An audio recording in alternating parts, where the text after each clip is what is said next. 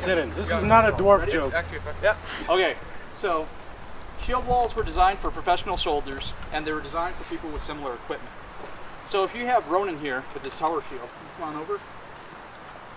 Now try and lock shields with him like you're a shield wall. Vernon, come on over. Now lock your shield with him. There's a glaring hole there. There's huge gaps in there. Let's turn a little bit so now. Thank you. Okay. So now if they all had the real tiny shields, they would still be able to be immobile. If they had the big shields, they'd be able to, lock as a solid unit. Even if they had the medium-sized shields, they'd be able to lock and protect a certain part of everybody else's body.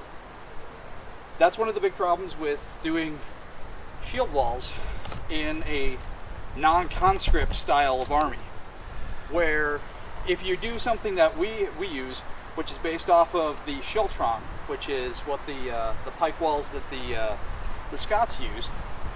If you take one step over,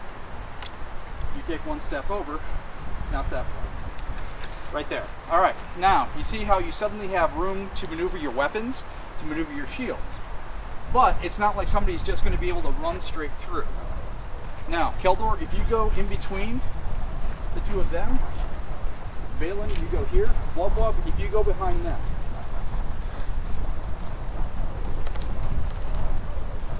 Now, if somebody does happen to... Gets it. What's that? Keldor already gets it. Yep. So if somebody does actually get through here, you guys still concentrate on what's going forward. He's going to kill them. Now if they make it past you, you've still got Wub in the back. So basically what it is combined arms. So typically how we do it, our faction does it, is we have relatively the same size shields. We have relatively the same size weapons. And then in between, our in-between person is going to be a great weapon. So it's either going to be a spear or a glaive, or it's going to be a great hammer or something like that.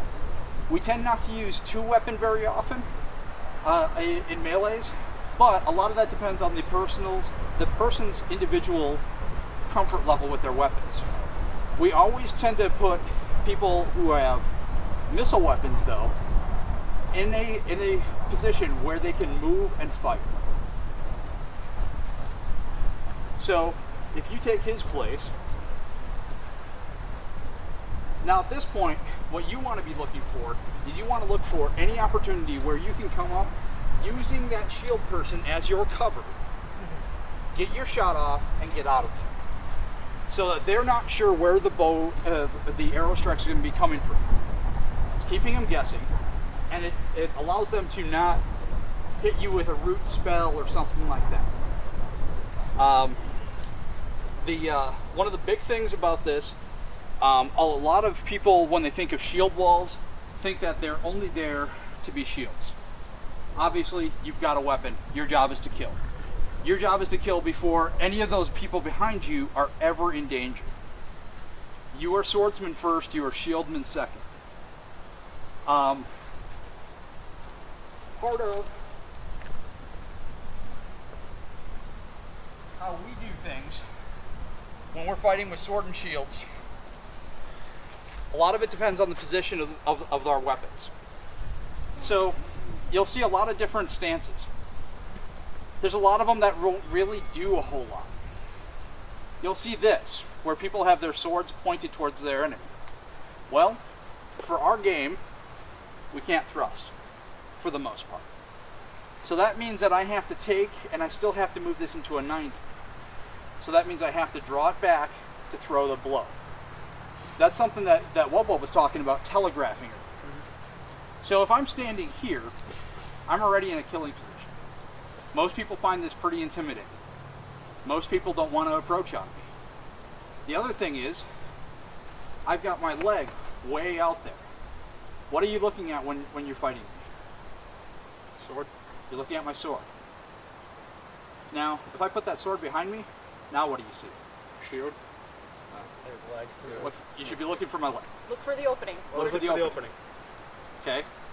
So, when I'm standing, I should have my weight actually towards my back foot, so that if you do throw towards my leg, Okay? So there's a shifting of the body weight and that type of thing. But always remember, your weight should actually be facing back. Okay? That's how you're able to maneuver side to side, and that's how you're able to use your shield more effectively. You notice we don't carry very big shields, for the most part. In the SCA, our kingdom is known for fighting with tournament shields in war. It allows us to be more mobile, it allows us to be more aggressive. Large shields, unless you're very used to them, if he and I are fighting in a line engagement, I'm using his shield to cover this part of my body. And I'm using the angle of my shield here to cover the outside here. Now, pretty much the only thing that I'm going to be able to get on Ronin, if we're fighting in LarpCraft, is his ankle or possibly his shoulder. Both of those are pretty hard blows to do. But if I have another person with me and we're fighting him, and I start throwing so that he's concentrating on the blows over here, suddenly she becomes much more effective with her attacks. Because if you're concentrating over here, even if they're just light blows that are just annoying, you've still got to pay attention.